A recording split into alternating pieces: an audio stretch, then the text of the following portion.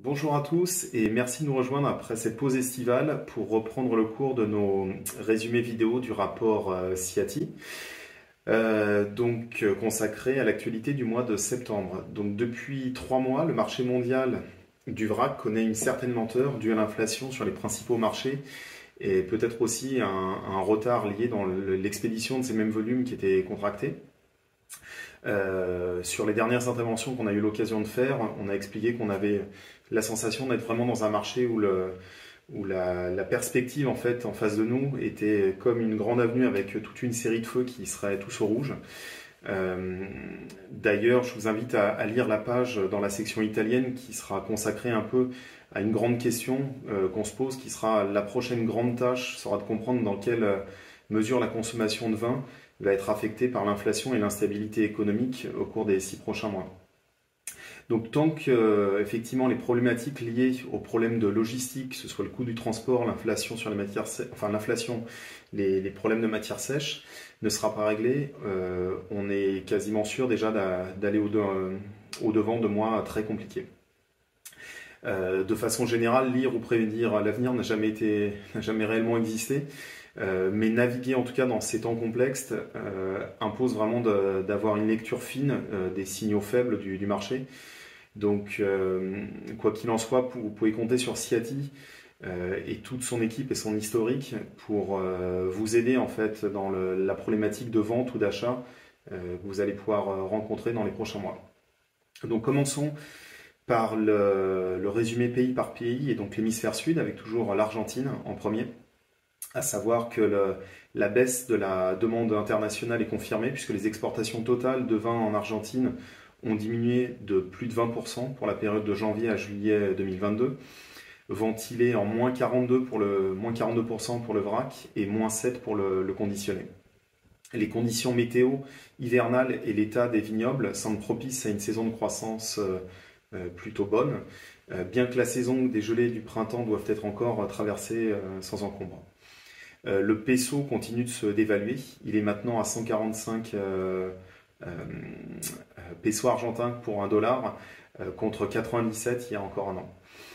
Au Chili, la demande internationale est limitée. Les statistiques d'exportation restent positives. Elles s'établissent à plus 3,7% pour janvier à juillet 2022, mais reflètent le chargement en fait, des vins contractés il y a quelques mois. Les stocks de vin rouge 2022 restent assez importants. La disponibilité, par contre, sur les blancs 2022 est minime. On note des prix du vrac qui sont plutôt stables, alors que le peso se situe aux alentours des 900 Chilean pesos pour $1. La pression inflationniste devrait maintenir des prix du raisin en 2023 à peu près au même niveau finalement que ceux de 2022, ce qui pourrait finalement entraîner des prix en vrac en hausse et avec une vraie interrogation en fait, de la filière chilienne sur sa compétitivité par rapport à d'autres pays. L'hiver 2022 a permis de reconstituer les réserves en eau avec quasiment deux saisons de croissance de stock. Et les terres agricoles sont très luxuriantes en fait dans cette zone-là du monde. En Afrique du Sud, la demande internationale reste soutenue, les prix sont stables, le rand est faible, à plus de 17 rands pour $1 et quasiment à l'euro puisqu'on a la parité, et près de 19 rands pour la livre sterling. Les chardonnays et les sauvignons blancs de 2022 reviennent par intermittence lorsque certains contrats sont annulés, mais dans l'ensemble, ils sont en stock très limité. Les exportations totales de vin ont augmenté de 13% au cours des 12 derniers mois, précédant la fin du mois de juin 2022, grâce notamment à la forte demande britannique pour les vins en vrac. Niveau d'eau aussi, au niveau de leur barrage, on est à 80% de la capacité. Donc c'est des stocks qui seront suffisants pour que l'eau ne soit pas un problème en début de saison de croissance, en sachant qu'on attend toujours un peu plus de pluie pour les 2 prochains mois. En Australie, les stocks de vin rouge sont très importants pour tous les niveaux de qualité et puis tous les niveaux de prix. À noter que les cépages internationaux, donc Shiraz, Merlot, Cabernet, en 2021 ou 2022, sont disponibles à des prix qui commencent à 50 centimes de dollars australiens le litre. Les caves viticoles avertissent déjà de nombreux producteurs qui ne seront pas en mesure d'accepter leurs apports de raisins pour le millésime 2023. En conséquence, ces viticulteurs réduisent déjà leur travail sur ces vignobles rouges et prévoient une taille beaucoup plus sévère pour quasiment repartir de zéro en 2024, ou envisagent du greffage sur des variétés de raisins blancs. À savoir qu'effectivement la demande sur les vins blancs, elle reste plutôt bonne. Pour ce qui est des disponibilités en eau pour la saison à venir, elles sont abondantes. On attend une troisième vague de La Niña consécutive, ce qui aura par contre pour effet d'augmenter le risque des fortes précipitations et des inondations dans le sud-est de l'Australie. Nouvelle-Zélande, la récolte 2022 est beaucoup plus importante que la précédente. Donc la disponibilité des vins du Sauvignon blanc a augmenté, bien que pour autant les lots se vendent encore très rapidement et que ce soit un cépage très compliqué à sourcer. Rappelons que son prix actuel se situe aux alentours des 6 à 6 dollars néo-zélandais 50 le litre. Passons à l'hémisphère nord et à la Californie, la récolte 2022 s'annonce plus faible que la moyenne suite à la sécheresse et aux fortes chaleurs de cet été. Les estimations étaient revues à la baisse, passant de 3,7 à initialement donc de 3,7 à 3,9 millions de tonnes. On est plutôt sur un estimatif proche des 3,5 millions de tonnes. Les blancs, y compris le chardonnay, les cépages génériques comme le muscat, restent très difficiles à sourcer. On s'attend effectivement à avoir des volumes limités en fait sur les raisins blancs. Ce qui aurait permis de peut-être laisser une opportunité pour l'importation de mous concentrés rectifiés, mais malheureusement les coûts d'expédition et les retards risquent finalement de refermer cette possible fenêtre. La France, alors en quelques mots, la sécheresse a finalement accéléré la récolte de 7 à 10 jours par rapport au calendrier normal. Elle continue de battre son plein dans toutes les régions et devrait finalement se finir à la mi-octobre. Dans le Languedoc, les vignobles irrigués se sont bien comportés, tandis que dans les zones non irriguées, la vigne a eu un peu plus de mal. On s'attend finalement à une récolte de taille moyenne sur cette zone. À noter que d'importants orages de grêle en Gascogne sur les dernières semaines ont conduit à encore diminuer le volume prévisionnel sur cette zone. Et d'en faire finalement une zone, un historique de faible rendement sur ce vignoble. En conséquence, les prix des blancs de Gascogne devraient être encore en hausse par rapport au millésime 2021 et avec un grand point d'interrogation sur le profil des vins qu'on pourra retrouver dans ces régions-là, quoi. D'ailleurs, les acheteurs de blancs sont déjà rentrés en fait dans la nouvelle campagne de façon un peu plus rapide. L'explication derrière tout ça, c'est peut-être le fait que leur couverture sur le millésime 2021 n'était pas assez importante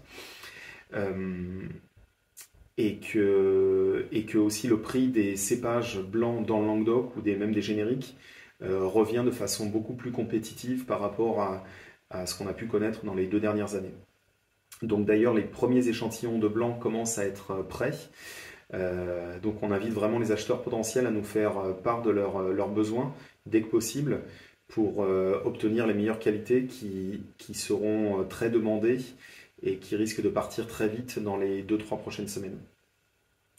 Un phénomène assez important avec l'arrivée des nouveaux vignobles bio cette année qui vont sûrement contribuer à niveler les prix plus proches finalement que les vins conventionnels. Cette nouvelle campagne d'achat est le moment idéal en fait pour lancer ou pouvoir développer des programmes sur des vins bio, puisqu'on aura pour une fois en fait un équilibre offre-demande qui va revenir à un niveau beaucoup plus raisonnable. Italie, on s'attend à une récolte en baisse de 5% par rapport à la moyenne. Les pluies de la fin août ayant contribué finalement à atténuer un peu les effets de la sécheresse et de la chaleur. Les volumes de vin blanc, de Prosecco et de Pinot Grigio devraient être suffisants. Le prix des vins en vrac 2022 ne sont pas encore très clairs, bien que les prix des vins blancs d'entrée de gamme risquent d'être plus compétitifs par rapport à l'Espagne que le millésime précédent. Donc peu de volume à attendre d'importation sur cette année. Les stocks de vin rouge 2021 restent importants et dans certains cas, les prix ont déjà considérablement baissé. Les bouteilles de Prosecco étaient en baisse de 3%, enfin les ventes de bouteilles de Prosecco étaient en baisse de 3% en août, mais en hausse toujours consécutive de 7% de janvier à août par rapport aux 8 derniers mois de 2021. Et notons que les ventes de Pinot Grigio continuent de baisser du fait du manque de disponibilité de bouteilles et principalement de verre blanc. À noter que les principaux tenders sur les marchés britanniques sur les vins blancs sont déjà finalement passés en fait sur du verre marron ou vert pour trouver une alternative en fait au manque de verre blanc. En Espagne, de violents orages de grêle dans de nombreuses régions du nord-est de l'Espagne en août ont affecté le vignoble. La Mancha, par contre, semble avoir été épargnée. La chaleur intense a eu un impact sur le rendement en jus dans beaucoup de cas. Par conséquent, la récolte totale devrait être légèrement inférieure à la moyenne. Les reports de vin rouge en 2021 sont importants et les prix restent très compétitifs. Le prix des raisins en 2022 seront finalement très similaires à 2021, avec une hausse des prix des raisins génériques d'environ 6 à 8%, de sorte que les prix des vins en vrac de 2022 risquent d'être dans la conformité de 2021. Malheureusement, l'intérêt des acheteurs est modéré, alors que le reste de la récolte européenne arrive. Et on a une activité domestique qui est limitée et un intérêt pour le mou frais et un seul intérêt finalement pour le mou frais et le jus frais dans l'optique d'en faire des mous concentrés ou des mous sulfités. Voilà, j'espère ne pas avoir été trop long cette fois-ci. Je remercie encore Vincéo pour sa distribution et sa diffusion de cette lettre. Je vous dis au mois prochain et je vous souhaite un bon début de campagne d'achat. À bientôt, au revoir.